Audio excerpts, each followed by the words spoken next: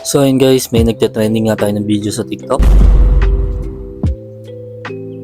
So ang video na ito ay ang comfortable shoes this 2024. So in random to, so simulan na natin. Una natin ay ang New Balance na 530. So ito siya.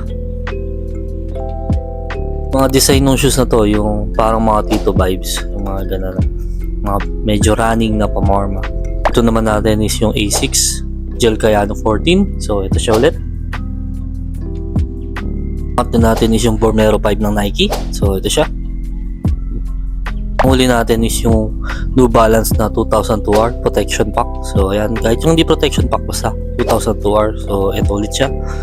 So yun guys, comment down below kayo kung tama ang aking opinion para sa mga sapatos na ito, na komportable talaga siya at usong-uso ngayon sa trend this 2024. So follow